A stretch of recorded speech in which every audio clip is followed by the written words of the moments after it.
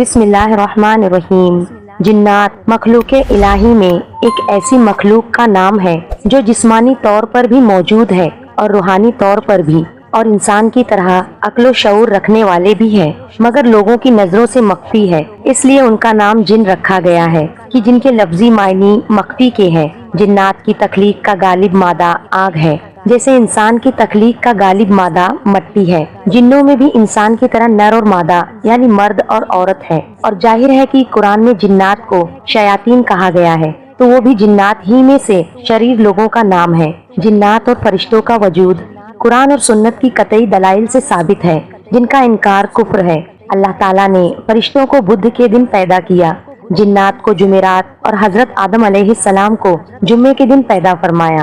جنات شعلہ جن آگ سے پیدا شدہ ناری مخلوق ہے، چنانچہ یہ زمین پر بہت زیادہ دنگا فساد اور خون خرابہ کیا کرتے تھے، جس کی روک تھام کے لیے اللہ تعالیٰ آسمانوں سے فرشتوں کو زمین پر بھیجا کرتے۔ ایسے ہی ایک مارکہ اختتام پر جنوں کا ایک معصوم بچہ ملا، جس کے والد اس حالیہ فساد میں قتل ہو گئے تھے، تو اللہ کے حکم سے فرشتے اس بچے کو آسمان پر لے گئے۔ عزازل نامی یہ جن بچہ بڑا ہو کر فرشتوں کا استاد مقرر ہوا، لیکن حضرت آدم علیہ السلام کو سجدہ نہ کرنے کی پاداش میں ذلیل و خوار ہو کر جنت سے نکالا گیا، اور پھر ابلیس یعنی شیطان کے نام سے مشہور ہوا۔ حضرت ابو درداء رضی اللہ تعالیٰ عنہ سے مروی ہے کہ آپ صلی اللہ علیہ وسلم نے فرمایا کہ اللہ نے جنات کو 3 اقسام پر پیدا فرمایا ہے۔ ایک قسم میں سانپ اور بچھو اور زمین کے کیڑے مکوڑے، ایک قسم فضا میں ہوا کی طرح اڑنے والوں کی ہے، اور ایک قسم وہ ہے جس پر حساب و عذاب ہوگا۔ حضرت ابن عباس رضی اللہ تعالیٰ عنہ فرماتے ہیں کہ بعض کتے بھی جنات کی ایک ضعیف قسم سے تعلق رکھتے ہیں، چنانچہ اگر کھانے کے دوران کتا آ کر بیٹھ جائے تو اس کے آگے کچھ ڈال دے یا اسے وہاں سے ہٹا دے۔ شیطان اکثر کالے کتے کا روپ دھار لیتا ہے۔ اسی طرح جنات بھی بہت سی صورتیں بدل سکتے ہیں۔ جنات میں بھی مسلمان، کافر، عیسائی، یہودی، مجوس وغیرہ ہیں، اور ان میں بھی مسلمانوں کی طرح فرقہ بندیاں ہیں۔ جو جنات نبوت محمدیہ صلی اللہ علیہ وسلم پر ایمان لائے وہ مسلمان اور ان کی منکر کافر ہے۔ اس سے معلوم ہوا کہ انسانوں کی طرح جو جنات کافر ہوں گے وہ جہنم میں، اور جو مسلمان ہوں گے وہ جنت میں جائیں گے۔ نیک اور مسلمان جن نماز اور روزے کے پابند، تہجد گزار اور تلاوت کلام پاک کے شوقین ہوتے ہیں۔ حضرت معاذ بن جبل رضی اللہ تعالیٰ عنہ سے مروی ہے کہ آپ صلی اللہ علیہ وسلم نے فرمایا کہ تم میں سے جو شخص رات کو نماز ادا کرے تو اسے چاہیے کہ اسے اونچی آواز سے قرات کرے، کیونکہ فرشتہ بھی اس کے ساتھ نماز ادا کرتے ہیں، اس کی تلاوت بھی سنتے ہیں، اور مومن جنات جو ہوا میں ہوتے ہیں یا اس کے پڑوسی ہوتے ہیں وہ بھی اس کے ساتھ نماز ادا کرتے ہیں اور اس کی تلاوت سنتے ہیں۔ اور انسان کا اونچی آواز میں تلاوت کرنا اس کے اپنے گھر اور آس پاس کے گھروں سے شریر جنات اور سرکش شیطان کو بھگا دیتا ہے۔ حضرت ابن عمران فرماتے ہیں کہ میں ایک دن فجر سے پہلے حضرت حسن بصری رحمت اللہ علیہ کی مجلس میں شرکت کے لیے گیا تو دیکھا کہ مسجد کا دروازہ بند ہے، ایک شخص دعا مانگ رہا ہے اور ایک جماعت ان کے پیچھے دعا پر آمین کہہ رہی ہے۔ چنانچہ میں باہر بیٹھ گیا، حتیٰ کہ ایک مؤذن آیا، اس نے اذان دی اور مسجد کا دروازہ کھولا۔ میں اندر داخل ہوا تو دیکھا کہ وہاں صرف حضرت حسن بصری رحمت اللہ علیہ اکیلے تشریف فرما تھے، ان کا رخ قبلہ کی طرف جانب تھا۔ میں نے عرض کیا کہ میں فجر ہونے سے پہلے آیا تھا، اس وقت آپ دعا کر رہے تھے اور لوگ آمین کہہ رہے تھے، لیکن جب میں اندر آیا تو آپ کے علاوہ کسی کو نہیں دیکھا۔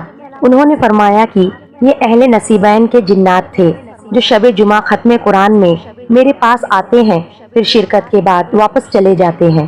سورہ رحمان کی آیت نمبر 56 میں حوروں سے متعلق ارشاد باری تعالیٰ ہے کہ نہ تو اس سے کسی انسان نے قربت کی ہوگی نہ کسی جن نے۔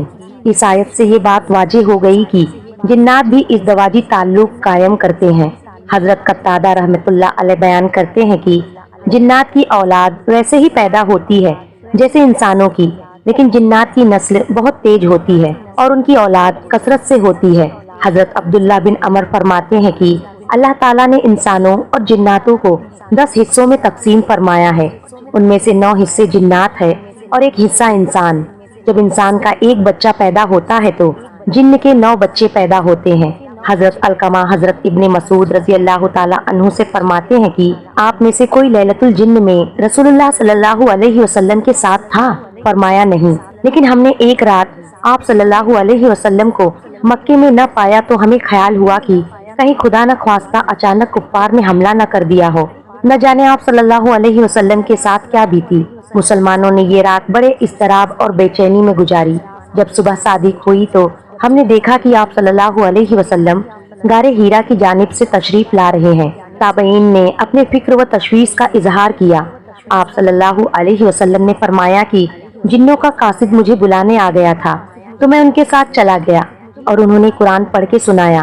پھر آپ صلی اللہ علیہ وسلم نے ہمیں ساتھ لیا اور ان کے آثار اور ان کی آنکھ کے نشانات دکھائے۔ جنات نے آپ علیہ السلام سے توشائے سفر مانگا کیونکہ وہ جنات کسی جزیرے کے باسی تھے۔ آپ علیہ السلام نے فرمایا، ہر ہڈی جس پر اللہ کا نام لیا جائے تمہارے ہاتھ پر پہنچ کر پہلے سے زیادہ گوشت والی بن جائے گی، اور یہ ہڈیاں جنات کی خوراک ہوگی، اور ہر قسم کی لیک تمہاری چوپائیوں کا چارہ ہے۔ پھر آپ علیہ السلام نے فرمایا کہ ان دونوں چیزوں سے استنجا نہ کرو کیونکہ یہ دونوں چیزیں تمہارے بھائی جنوں کی خوراک ہے۔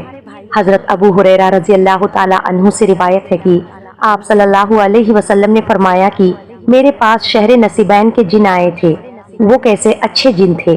انہوں نے مجھ سے زیادہ راہ کی خواہش کی تو میں نے ان کے لیے اللہ سے دعا کی کہ جس ہڈی یا گوبر پر سے ان کا گزر ہو تو وہ اس پر کھانا پائیں گے۔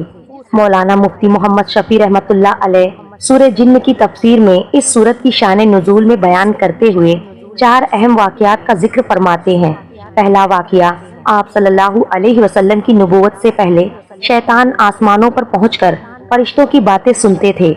آپ صلی اللہ علیہ وسلم کی نبوت کے بعد انہیں شہاب ثاقب کے ذریعے سننے سے روک دیا گیا، اور اسی حادثے کی تحقیق کے لیے زمین میں یہ جنات آپ صلی اللہ علیہ وسلم تک پہنچے۔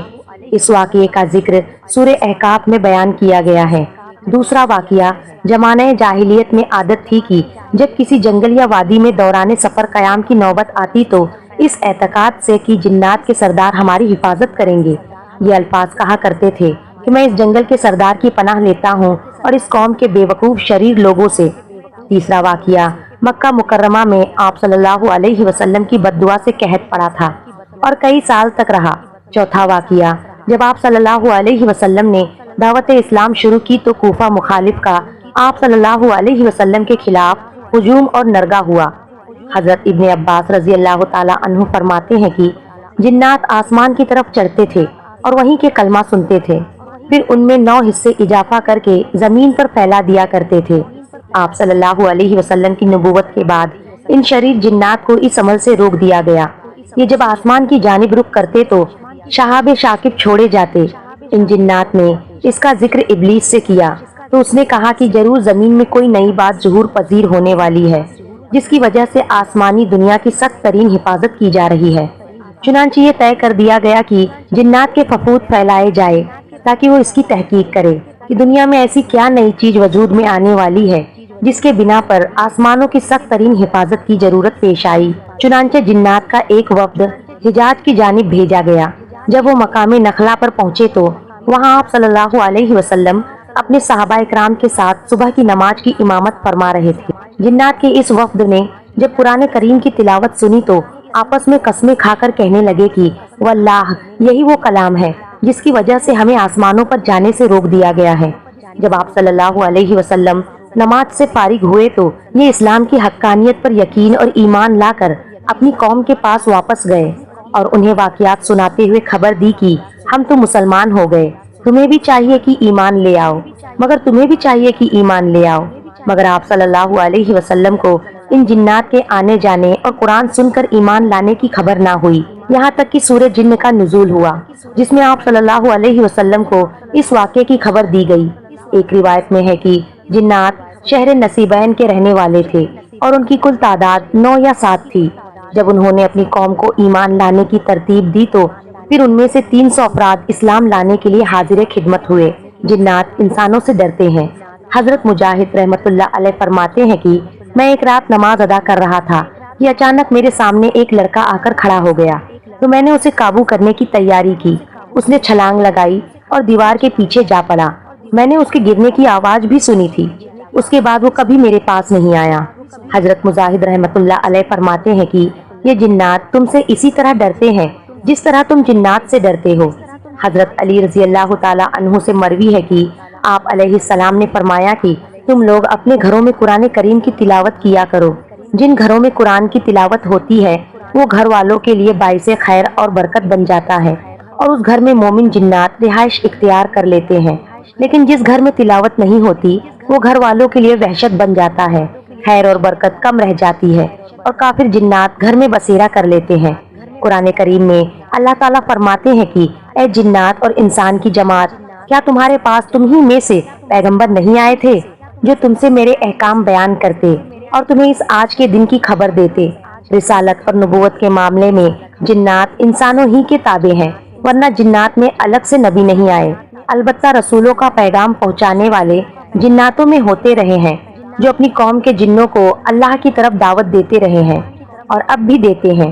لیکن ایک خیال یہ بھی ہے کہ چونکہ جنات کا وجود انسان کی پیدائش سے پہلے کا ہے تو ان کی ہدایت کے لیے انہی میں سے کوئی نبی آیا ہو۔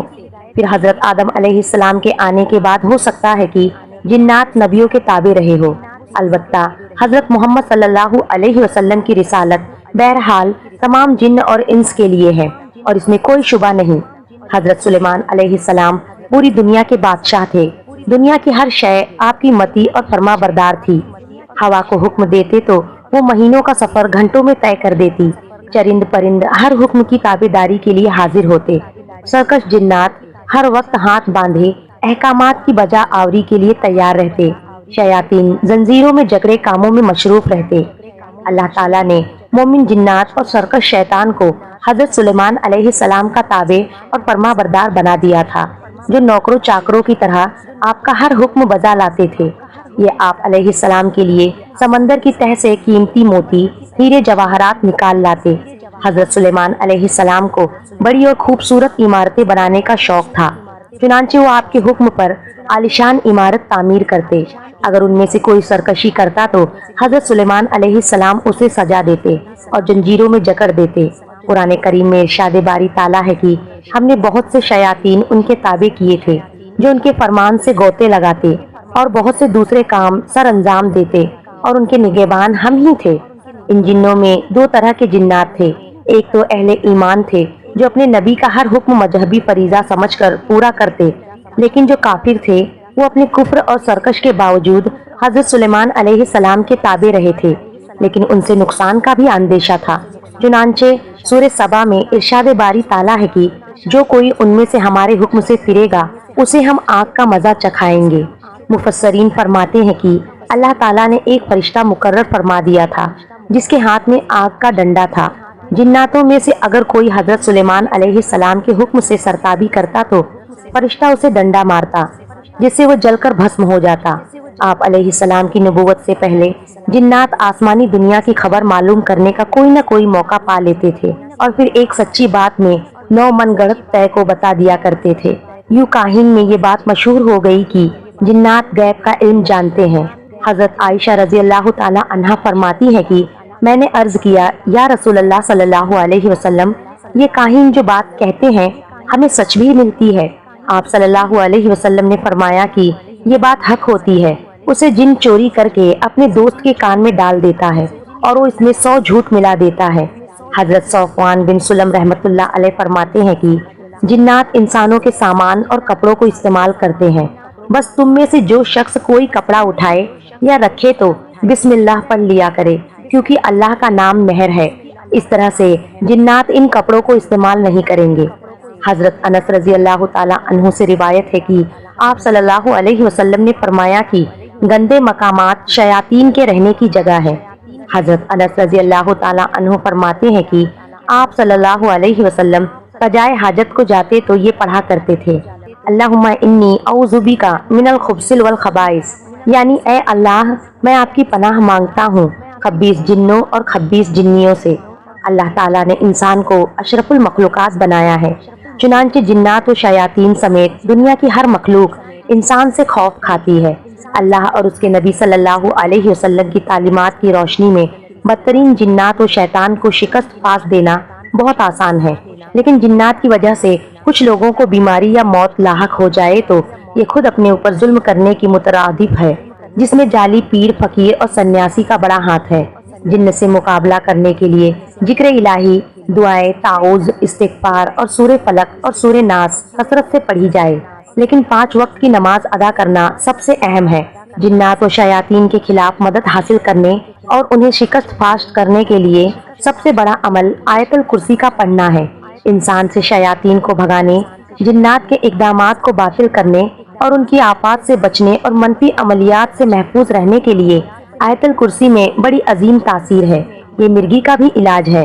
حضرت ابو ہریرہ رضی اللہ تعالیٰ عنہ سے روایت ہے کہ آپ صلی اللہ علیہ وسلم نے فرمایا کہ آیت الکرسی قرآن پاک کی سب آیت کی سردار ہے۔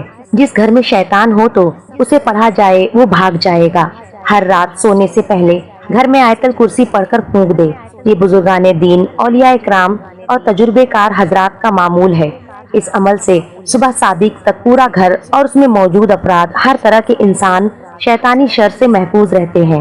حضرت قتادہ رحمۃ اللہ علیہ فرماتے ہیں کہ جس نے اپنے بستر کی ٹیک لگاتے ہوئے آیت الکرسی پڑھ لی، 2 فرشتے اس کے سپرد کر دیے جاتے ہیں جو صبح تک اس کی حفاظت کرتے ہیں۔ سورہ فلق اور سورہ ناس قرآن کریم کی یہ آخری 2 سورتیں ہیں۔ ہر قسم کی شیطانی عملیات، جادو ٹونے اور نظر بد کا علاج ہے۔ حضرت ابو سعید رضی اللہ تعالیٰ عنہ فرماتے ہیں کہ آپ صلی اللہ علیہ وسلم جن اور انسانوں کی نظر بد سے پناہ مانگتے تھے، یہاں تک کہ جب آخری دنوں میں یہ صورت نازل ہوئی تو آپ صلی اللہ علیہ وسلم نے انہیں پڑھنا شروع کر دیا۔ اللہ تعالیٰ مجھے اور آپ کو شیطانی شر سے محفوظ فرمائے اور ہمارا خاتمہ ایمان پر فرمائے، آمین۔ ناظرین، کمنٹ میں اللہ تعالیٰ کے 99 ناموں میں سے ایک نام ضرور ٹائپ کریں۔ محترم ناظرین، امید ہے کہ آپ کو ہماری یہ ویڈیو پسند آئی ہوگی۔ ایسی اور اسلامی واقعات اور معلومات حاصل کرنے کے لیے ہمارے چینل کو ضرور سبسکرائب کریں اور دل اجازت دے تو ویڈیو کو دوسروں تک لازمی پہنچائیں۔